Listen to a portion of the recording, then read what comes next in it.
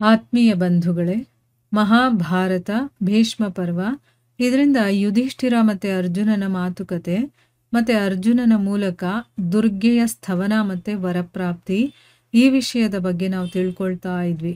ಓದ ಭಾಗದಲ್ಲಿ ಯುಧಿಷ್ಠಿರ ಭೀಷ್ಮರು ರಚನೆ ಮಾಡಿರುವಂಥ ಈ ವ್ಯೂಹವನ್ನು ಹೇಗೆ ಭೇದಿಸೋದು ಅಥವಾ ಇದರಿಂದ ನಮ್ಮ ರಕ್ಷಣೆ ಹೇಗಾಗುತ್ತೆ ಅಂತ ಯೋಚನೆ ಮಾಡ್ತಾ ಅರ್ಜುನನಿಗೆ ಹೇಳಿದಾಗ, ಅರ್ಜುನ ನೀವ್ಯಾಕೆ ಇಷ್ಟೊಂದು ವಿಷಾದ ಪಡ್ತಾ ಇದ್ದೀರಾ? ವಿಷಾದ ಪಡೋದಕ್ಕೆ ಯಾವ ಕಾರಣನೂ ಇಲ್ಲ ಇಲ್ಲಿ. ಯಾಕೆ ಅಂತಂದರೆ ಧರ್ಮ ಅಧರ್ಮ ಅಂತಂದರೆ ಏನು ಅದೆಲ್ಲ ತಿಳ್ಕೊಂಡಿದ್ಮೇಲೆ ಮತ್ತೆ ಅಭಿಮಾನನೇ ಇಟ್ಕೊಳ್ಳದೆ ನಾವು ಯುದ್ಧ ಮಾಡಿದಾಗ ಮತ್ತೆ ಒಬ್ಬ ವೀರನಿಗೆ ನಾನು ಗೆಲ್ಲಬೇಕು ಅನ್ನುವಂಥ ಇಚ್ಛೆ ಇರಬೇಕು. ಅದಿದ್ದರೆ ಬಲ ಶಕ್ತಿ ಇದೆಲ್ಲ ಇಲ್ಲ ಅಂದರೂ ನಡೆಯುತ್ತೆ. ಆದರೆ ಮೊದಲು ಇಚ್ಛೆ ಅನ್ನೋದು ಇರಬೇಕು. ನಮಗೆ ನಾನೇ ಗೆಲ್ಲಬೇಕು ಅನ್ನುವಂಥ ಇಚ್ಛೆ ಇಟ್ಕೊಂಡಿರಬೇಕು. ಇದೆಲ್ಲ ಬಿಟ್ಟು ಆ ಕೃಷ್ಣನೇ ನಮ್ಮ ಜೊತೆಲಿ ಇದ್ದಾನೆ. ಮತ್ತು ಕೃಷ್ಣನ ಬಯಕೆ ಕೂಡ ನೀವೇ ಗೆಲ್ಲಬೇಕು ಅನ್ನೋದು ಅಂತಂದಮೇಲೆ ನೀವು ವಿಷಾದ ಪಡ್ತಾ ಇರೋದಕ್ಕೆ ಕಾರಣನೇ ಇಲ್ಲ ಅಂತಂದ್ಬಿಟ್ಟು ಹೇಳ್ತಾನೆ. ಆಮೇಲೆ ರಾಜ ಯುಧಿಷ್ಠಿರ ಭೀಷ್ಮನ ಜೊತೆ ಹೋರಾಡೋದಕ್ಕೆ ವ್ಯೂಹಾಕಾರದಲ್ಲಿ ನಿಂತಿರುವ ತಮ್ಮ ಸೈನ್ಯವನ್ನು ಮುಂದೆ ಹೋಗೋದಕ್ಕೆ ಆಜ್ಞೆಯನ್ನು ಕೊಡ್ತಾನೆ. ಈಗ ಭೀಷ್ಮರು ತಯಾರಾಗಿದ್ದಾರೆ, ವ್ಯೂಹವನ್ನು ರಚನೆ ಮಾಡಿಬಿಟ್ಟಲ್ವಾ. ಸೊ ಅದಕ್ಕೋಸ್ಕರ ಈಗ ಅವ್ರ ಜೊತೆ ಹೋರಾಡೋದಕ್ಕೆ ಆಜ್ಞೆಯನ್ನು ಕೊಡ್ತಾ ಇದ್ದಾನೆ. ಅವರ ರಥ ಇಂದ್ರನ ರಥದ ಹಾಗೆ ಸುಂದರವಾಗಿತ್ತು ಮತ್ತು ಅದರ ಮೇಲೆ ಯುದ್ಧದ ಸಾಮಗ್ರಿಗಳನ್ನೆಲ್ಲ ಇಟ್ಟಿದ್ರು. ರಥದ ಮೇಲೆ ಸವಾರರಾದ ಮೇಲೆ ಅವರ ಪುರೋಹಿತರು ಶತ್ರುಗಳ ನಾಶವಾಗಲಿ ಅಂತ ಆಶೀರ್ವಾದವನ್ನು ಕೊಡೋದಕ್ಕೆ ಪ್ರಾರಂಭ ಮಾಡ್ತಾರೆ. ಮತ್ತು ಮಹರ್ಷಿಗಳು ಮತ್ತು ಶ್ರೋತ್ರಿಯ ವಿದ್ವಾಂಸರು ಮತ್ತು ಜಪ ಮಂತ್ರ ಮತ್ತು ಔಷಧಿಗಳ ಮೂಲಕ ಎಲ್ಲ ಕಡೆಗಳಿಂದಲೂ ಕೂಡ ಸ್ವಸ್ತಿ ವಾಚನವನ್ನು ಮಾಡೋದಕ್ಕೆ ಪ್ರಾರಂಭ ಮಾಡ್ತಾರೆ. ಯಾವುದಾದ್ರೂ ಒಂದು ಒಳ್ಳೆಯ ಕೆಲಸಕ್ಕೆ ಹೊರಟಾಗ ಸ್ವಸ್ತಿ ವಾಚನವನ್ನು ಬ್ರಾಹ್ಮಣರ ಕೈಯಲ್ಲಿ ಮಾಡಿಸೋದದು ವಾಡಿಕೆ ಇದೆ. ಸೊ ಇವರು ಇವಾಗ ಯುದ್ಧಕ್ಕೆ ಹೊರಡ್ತಾ ಇದ್ದಾರಲ್ಲ, ಅದಕ್ಕೋಸ್ಕರ ಬ್ರಾಹ್ಮಣರಿಂದ ಸ್ವಸ್ತಿ ವಾಚನವನ್ನು ಮಾಡಿಸ್ತಾರೆ.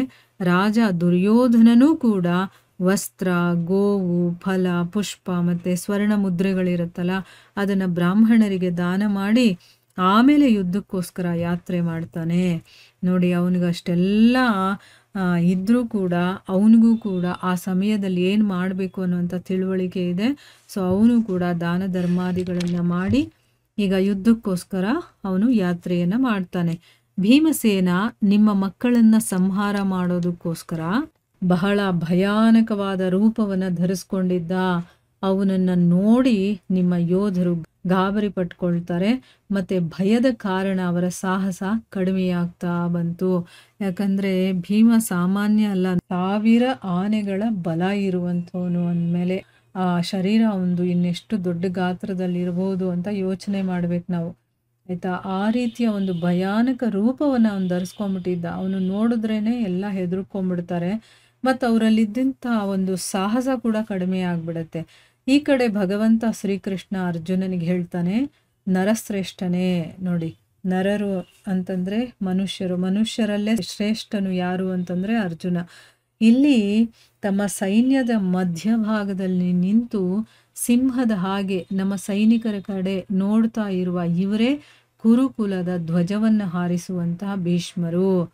ಹೇಗೆ ಮೇಘ ಸೂರ್ಯನನ್ನು ಮುಚ್ಚಿಬಿಡುತ್ತೋ ಅದೇ ರೀತಿ ಈ ಸೇನೆಗಳೆಲ್ಲ ಈ ಮಹಾನುಭಾವನನ್ನು ಆಕ್ರಮಿಸ್ಕೊಂಡಿದೆ. ಅಂದರೆ ದುರ್ಯೋಧನ ಹೇಳಿರ್ತಾನಲ್ಲ, ಭೀಷ್ಮರನ್ನು ಸಂರಕ್ಷಣೆ ಮಾಡೋದು, ಅವರನ್ನು ಕಾಪಾಡೋದೇ ನಮ್ಮ ಕರ್ತವ್ಯ ಅಂತ. ಸೊ ಎಲ್ಲ ರಾಜರು ಅವರನ್ನು ಸುತ್ತುವರೆದು ಬಿಟ್ಟಿದ್ದಾರೆ. ಹೇಗೆ ಮೋಡ ಸೂರ್ಯನನ್ನು ಮುಚ್ಕೊಂಡ್ಬಿಡುತ್ತೋ ಆ ರೀತಿ ಇಡೀ ಸೈನ್ಯ ಭೀಷ್ಮರನ್ನು ಆಕ್ರಮಿಸ್ಕೊಂಡ್ಬಿಟ್ಟಿದೆ. ಅದನ್ನು ಇಲ್ಲಿ ಹೇಳ್ತಾ ಇದ್ದಾನೆ ಕೃಷ್ಣ. ಹೇಗೆ ನೋಡಿ, ತಮ್ಮ ಸೈನ್ಯದ ಮಧ್ಯಭಾಗದಲ್ಲಿ ನಿಂತ್ಕೊಂಡ್ಬಿಟ್ಟಿದ್ದಾರೆ ಭೀಷ್ಮರು ಸಿಂಹದ ಹಾಗೆ. ನಮ್ಮ ಸೈನಿಕರ ಕಡೆ ನೋಡ್ತಾ ಇದ್ದಾರಲ್ಲ, ಇವರೇ ಭೀಷ್ಮ. ಇವರನ್ನ ಎಲ್ಲರೂ ಕೂಡ ಸುತ್ತುವರೆದಿದ್ದಾರೆ. ನೀವು ಮೊದಲು ಈ ಸೇನೆಗಳನ್ನು ಕೊಂದು ಆಮೇಲೆ ಭೀಷ್ಮರ ಜೊತೆ ಯುದ್ಧದ ಇಚ್ಛೆಯನ್ನು ಇಟ್ಕೊಳ್ಬೇಕು. ಅಂದರೆ ಮೊದಲು ಅವರು ಸುತ್ತ ಕಾವಲು ಕಾಯೋ ಥರ ಅವರ ರಕ್ಷಣೆಯನ್ನು ಮಾಡ್ತಾ ಇದ್ದಾರಲ್ಲ, ಈ ಸೈನ್ಯವನ್ನೆಲ್ಲ ನೀವು ಕೊಂದು ಹಾಕಬೇಕು. ಆಮೇಲೆ ಭೀಷ್ಮರ ಜೊತೆ ನೀವು ಯುದ್ಧ ಮಾಡೋದಕ್ಕೆ ಸಾಧ್ಯ ಅಂತ ಹೇಳ್ತಾನೆ. ಆಮೇಲೆ ಭಗವಂತ ಶ್ರೀಕೃಷ್ಣ ಕೌರವ ಸೈನ್ಯದ ಕಡೆ ದೃಷ್ಟಿಯನ್ನ ಹಾಯಿಸ್ತಾನೆ. ಮತ್ತೆ ಯುದ್ಧದ ಸಮಯ ಉಪಸ್ಥಿತವಾಗಿರೋದನ್ನ ನೋಡಿ, ಈಗ ಯುದ್ಧದ ಸಮಯ ಬಂದಿದೆ ಅಂತ ನೋಡ್ಬಿಟ್ಟು ಅರ್ಜುನನ ಹಿತಕ್ಕೋಸ್ಕರನೇ ಈ ರೀತಿ ಭಗವಂತ ಹೇಳ್ತಾನೆ. ಏನ್ ಹೇಳ್ತಾನೆ? ಮಹಾಬಾಹುವೆ, ಯುದ್ಧದ ಆರಂಭದಲ್ಲಿ ಶತ್ರುಗಳನ್ನ ಪರಾಜಿತಗೊಳಿಸ್ಬೇಕಲ್ಲ, ಅದಕ್ಕೋಸ್ಕರ ನೀನು ಪವಿತ್ರನಾಗಿ ದುರ್ಗಾದೇವಿಯ ಸ್ತುತಿಯನ್ನ ಮಾಡ್ಕೋ ಅಂತನ್ಬಿಟ್ಟು ಭಗವಂತ ಸ್ವಯಂ ಅವನು ಹೇಳ್ತಾನೆ. ದುರ್ಗೆಯನ್ನ ನೀನು ಪ್ರಾರ್ಥನೆ ಮಾಡ್ಕೋ ಅಂತಂದ್ಬಿಟ್ಟು ಭಗವಂತ ವಾಸುದೇವನು ಈ ರೀತಿ ಆಜ್ಞೆ ಕೊಟ್ಟ ಮೇಲೆ ಅರ್ಜುನ ಏನ್ ಮಾಡ್ದ? ರಥದಿಂದ ಕೆಳಗಡೆ ಇಳಿದು ಮತ್ತೆ ಕೈ ಮುಗಿದು ದುರ್ಗೆಯ ಸ್ತುತಿಯನ್ನ ಮಾಡೋದಕ್ಕೆ ಶುರು ಮಾಡ್ತಾನೆ. ನೋಡಿದ್ರ, ಭಗವಂತ ಹೇಳ್ಕೊಟ್ಟ. ಅವನು ಹೇಳಿದ ತಕ್ಷಣ ಅವನು ಯಾಕೆ, ಏನು, ನೀನೇ ಇದೆಯಲ್ಲ, ನಿನ್ನನ್ನೇ ನಾನು ಸ್ತುತಿ ಮಾಡ್ತೀನಿ ಹಾಗೆಲ್ಲ ಅವನು ಏನು ಹೇಳಲಿಲ್ಲ. ಭಗವಂತ ಏನು ಹೇಳ್ತಾನೋ ಆ ಮಾತನ್ನ ಕೇಳೋದೇ ಭಕ್ತನ ಕೆಲಸ.